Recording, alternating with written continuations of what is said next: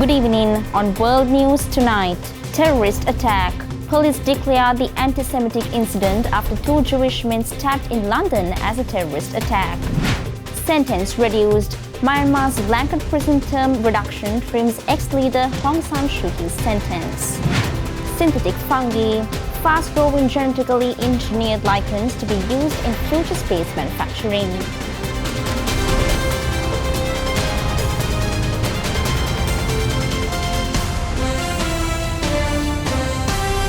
From Colombo, this is World News Tonight with Prithika Sivakumar.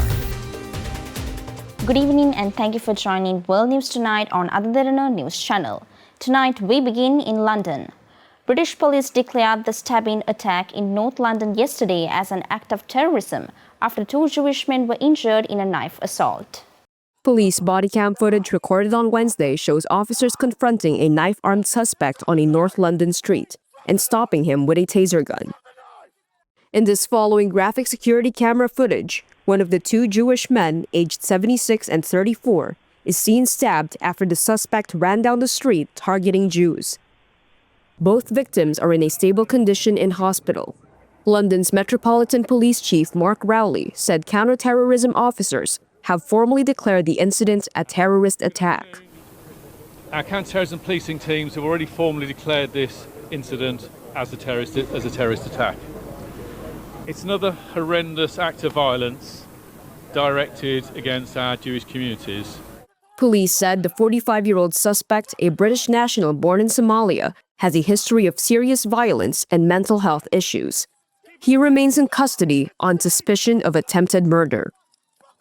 Detectives are also investigating whether he was involved in a separate knife incident earlier the same day in southeast London. The stabbings come amid a series of anti-Semitic attacks in London in recent weeks, including arson incidents targeting Jewish sites. Community leaders and politicians have warned Britain's Jewish population is increasingly fearful. Britain's Home Secretary Shabana Mahmood said the terrorism designation was justified. Well, this horrifying attack has now been declared a terrorist incident. The police are continuing to investigate, but the initial circumstances do suggest that the designation as a terrorist incident is the right one. London Mayor Sadiq Khan said the attack had spread terror through the Jewish community, while Prime Minister Keir Starmer called it an appalling attack and pledged to look into enhancing security. U.S. Defense Secretary Pete Hegseth has clashed with lawmakers over the cost of the war against Iran and the reasons for the United States' engagement in the conflict. A Pentagon official testified the war had cost $25 billion, an estimate well under what analysts say the conflict would have cost. It was his first congressional hearing since the start of the conflict in Iran. The U.S. Secretary of Defense Pete Hegseth was grilled by lawmakers over his military decisions without Congress's approval. U.S. Democrats were particularly critical of the war, which began on the 20th of February. Secretary Hegseth, you have been lying to the American public about this war from day one, and so has the President. You have misled the public about why we are at war. You and the President have offered ever-changing reasons for this war. Democrats are also criticising the exorbitant costs of this conflict. The Pentagon released its very first official estimate on Wednesday, $25 billion, mainly spent on purchasing ammunition. The biggest challenge, the biggest adversary we face at this point are the reckless, feckless, and defeatist words of congressional Democrats. Hegseth insists the conflict is not a quagmire, but it's unclear where the discussions are heading. Donald Trump is rejecting Iran's proposal to reopen the Strait of Hormuz in exchange for a lift of the US blockade and postpone nuclear discussions until a later date.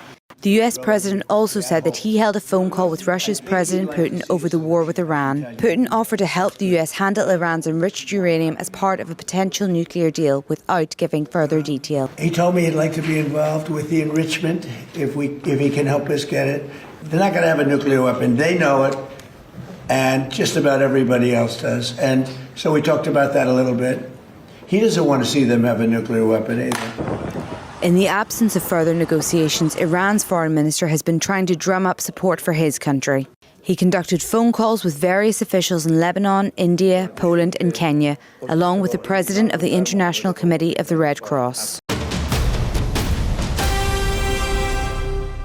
Israel has expanded its military zone in Gaza to cover nearly two-thirds of the territory since the October ceasefire.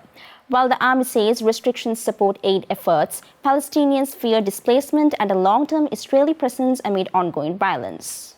On maps where dotted lines intersect with coloured blocks, Israel's plans for the future of Gaza are becoming clear. Since the October ceasefire agreement, Israeli troops have occupied the outer portion of the Gaza Strip, shown in yellow here. But this map also shows an expansion in the military zone, the border of which is represented by the red dotted line. The new demarcations increase the restricted zone by 11%, bringing almost two-thirds of Gazan territory under Israeli control.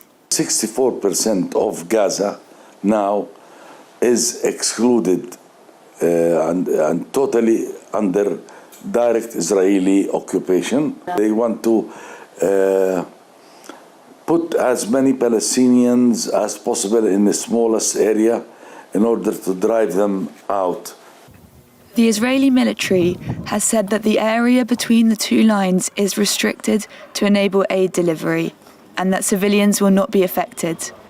But at least 3 Palestinians working with foreign aid groups have been killed by Israeli assaults in the area since mid-March. Displaced Palestinians living there are fearful they will also be attacked. We used to dream of going forward. Now we are being pushed back. And even in our surroundings, we're not able to move since shelling has become intense, like during the war. The war is not over. The expansion of the Israeli zone of occupation in Gaza has heightened fears that Israel may plan to hold the area permanently.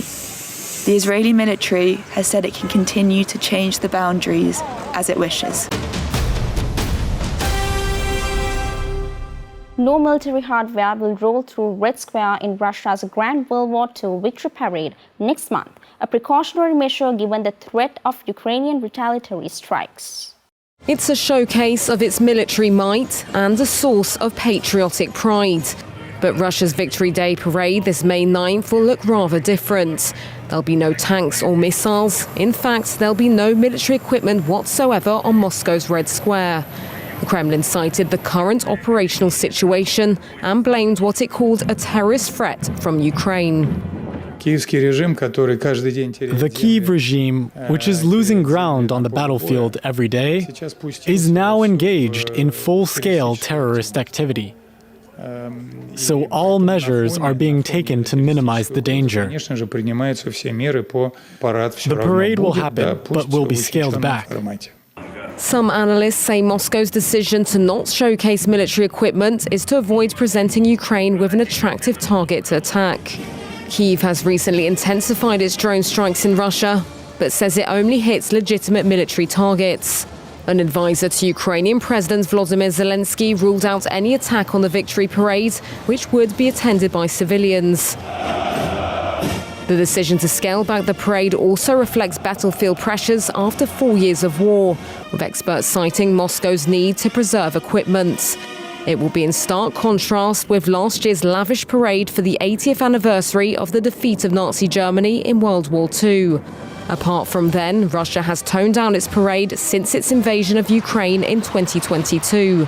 But this will be the first time in almost 2 decades that armoured columns won't be rolling on Red Square. Let's take a short commercial break. More world news on the other side.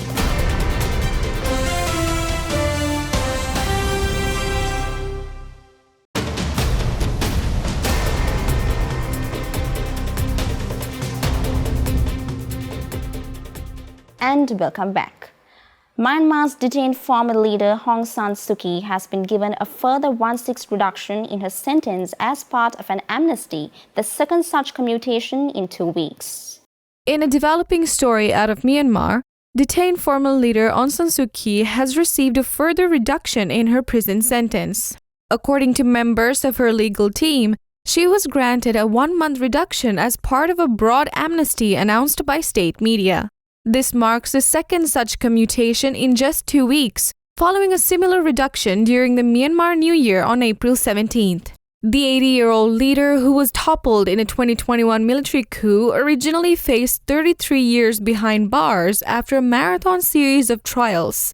The charges, which ranged from corruption to violating state secrets, have been widely condemned by her allies and international observers as politically motivated attempts to permanently sideline her from the country's future. With this latest reduction, her remaining sentence now stands at just over 18 years. However, despite these legal adjustments, significant concerns remain regarding her well-being. Aung San Suu Kyi has not been seen in public since her trials began, and she continues to be held in an undisclosed location. The military government has yet to grant her family or her legal team face-to-face access, leaving her current condition and exact whereabouts a mystery to the outside world. A 5-year-old girl reported missing in Alice Springs has been found dead. The girl, who the family has asked to be referred to as Kamanjai Little Baby, disappeared from a home in a town camp late Saturday night. No one wanted to hear this. Just before midday today, police members of the search party located the body of a young Aboriginal girl we believe to be 5-year-old Sharon Granitz. The little girl was found dead 5 kilometres from the old-timers camp on the outskirts of Alice Springs, where she went missing on Saturday night. For 5 days, every Territorian has had their heart in their throat, waiting for the moment when we got the announcement that she'd been found safe and well, and that news did not come. Police say she was snatched from bed by convicted violent criminal 47-year-old Jefferson Lewis. The girl and her mother were visiting friends. Lewis was staying there too. He'd been released from prison 6 days earlier. Yesterday, police discovered the little girl's underpants and Lewis's yellow T-shirt by a riverbank nearby. We located 2 DNA profiles on the underwear. One is expected belongs to the little girl, Sharon, and the other belongs to Jefferson Lewis. Her grandfather claims Lewis took her through a hole in the back fence. He walked in and snatched her here, then took her on the back right. Hundreds of police and Indigenous trackers have been searching for 5 days. The girl's family hadn't given up hope. After today's heartbreaking discovery, the little girl's mother shared a statement. "It is going to be so hard to live the rest of our lives without you." Now attention turns to finding the person suspected of killing her. We believe he's murdered this child. Do not assist him. And I say to Jefferson Lewis, we're coming for you. Having scrapped its long-standing ban on the export of lethal weapons, Japan has moved to the next stage to revise its 3 key security documents that outline the nation's defense strategy. The necessity of acquiring nuclear-powered submarines also came up. Tokyo has scrapped its decades-old ban on exporting lethal weapons, aiming to bolster allies as security tensions with China and North Korea intensify. Following this move, the Japanese government has launched discussions to revise 3 key security-related documents by the end of this year. During the first meeting of an expert panel at the Prime Minister's office in Tokyo, voices emerged calling for a re-examination of the 3 non-nuclear principles. That is Japan's long-standing national policy of not possessing, producing, or permitting the introduction of nuclear weapons. Some experts also advocated for the acquisition of nuclear-powered submarines to secure an ultimate nuclear deterrent. Prime Minister Sanae Takaichi, who has previously expressed openness to reviewing non-nuclear principles, did not directly mention possessing nuclear weapons during the meeting.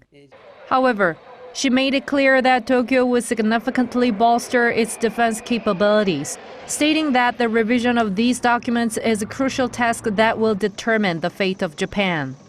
Meanwhile, a sense of distancing from non-nuclear principles was felt as the Japanese government sent a state minister for foreign affairs to read a statement on behalf of the government at the Nuclear Non-Proliferation Treaty Review Conference at the UN headquarters in New York. In response, Chinese Foreign Ministry spokesperson Lin Jian issued a harsh criticism, questioning whether Japan is speeding down the path of remilitarization to once again become a calamity for East Asia.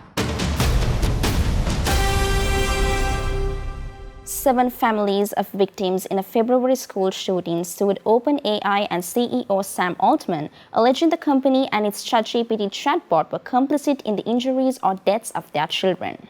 Family members of victims of one of Canada's deadliest mass shootings are suing OpenAI and its CEO Sam Altman, alleging the company identified the shooter as a credible threat months before the attack but failed to warn police. The lawsuits were filed Wednesday in U.S. federal court in San Francisco.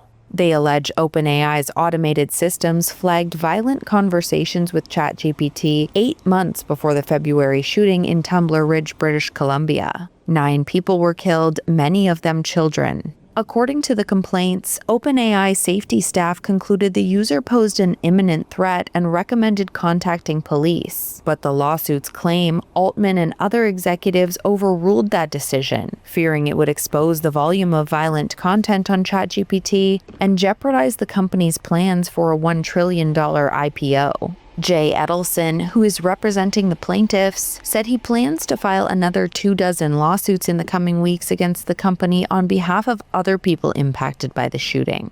Well, this is the first time that, we've been able to tie a mass murder to an AI company. And what we're going to find is that this is a much bigger problem than was let on. The shooter's account was deactivated, but plaintiffs allege she was able to open a new account and continue planning the attack. Police say 18-year-old Jessie Van Rootsler killed her mother and stepbrother at home, then shot an educational assistant and 5 students aged 12 to 13 at her former school before taking her own life. The plaintiffs include relatives of those killed and a 12-year-old girl who survived after being shot 3 times and remains in intensive care. OpenAI called the shooting a tragedy, saying it has a zero-tolerance policy for assisting violence and has strengthened safeguards, threat detection, and crisis response systems. The company says the conversations did not meet its internal threshold for notifying law enforcement, though Altman later apologized in an open letter. The lawsuits seek damages and court-ordered changes to OpenAI's safety practices, as courts weigh how much responsibility an AI platform bears for violent acts by users of its tools. The Tumbler Ridge lawsuits come after multiple others against OpenAI have been filed in U.S. state and federal court in recent months over claims ChatGPT facilitated harmful behavior, suicide, and in at least one case, a murder-suicide. Nepal's tourism officials said mountaineers could again make attempts to reach the summit of Mount Everest, thanks to a group of Sherpa climbers that crossed difficult ice-blocked paths to open a safe route for climbers. There is light amid the dark and snow, as the Sherpa climbers start a fire at Everest Base Camp. They then begin their journey up the world's highest peak, after weeks of being unable to climb due to chunks of ice blocking the route. Good luck. Officials on Tuesday said mountaineers could again make attempts to reach the summit. Parts of a massive 100 feet serac, or column of ice, had melted and broken away, which allowed Sherpa climbers to carve a safe route through the treacherous Khumbu Icefall to Camp 1. This comes as a relief to hundreds of mountaineers who have been stranded at the Everest Base Camp for more than 2 weeks, ahead of making summit attempts next month. The annual climbing season for Mount Everest is from April to May, months that offer the best weather conditions to reach the peak. Authorities have issued 425 Everest permits so far this season, which cost $15,000 each. There is no limit on permits, drawing criticism from experts who warn of dangerous queues forming in the thin air of the so-called death zone. Both Sherpas and mountaineers will still bide their time in making the ascent.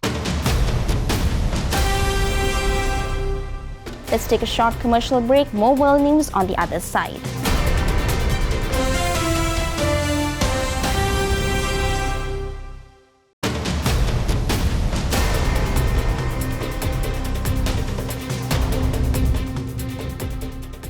And welcome back.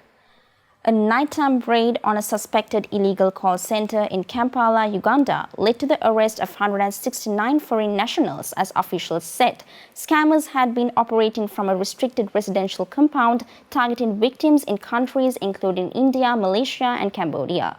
In a nighttime raid on a suspected illegal call center in Uganda, immigration officials apprehended 169 people without valid documentation.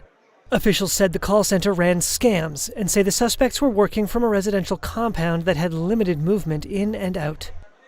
Simon Mundeyi, a spokesperson for the Ministry of Internal Affairs, said on Wednesday that investigators acted on intelligence that the group was involved in organized cyber fraud. Some of these were actually scamming people in India, but operating from here. They would call India, they would call Malaysia, they would call Indonesia, they would call Myanmar, Cambodia. Among those detained are dozens of women who covered their faces as they sat outside the immigration facility where they were being held. Mundeyi said part of the investigation would focus on whether those they detained were also victims themselves who had been illegally trafficked. We shall find out who belongs to that group of victims and who belongs to that group of the perpetrators themselves, so that the victims shall be treated differently.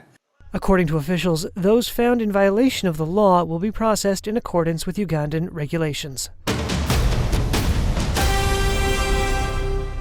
Scientists at Imperial College London are engineering fast-growing synthetic lichens that use light and carbon dioxide to help create beneficial chemicals.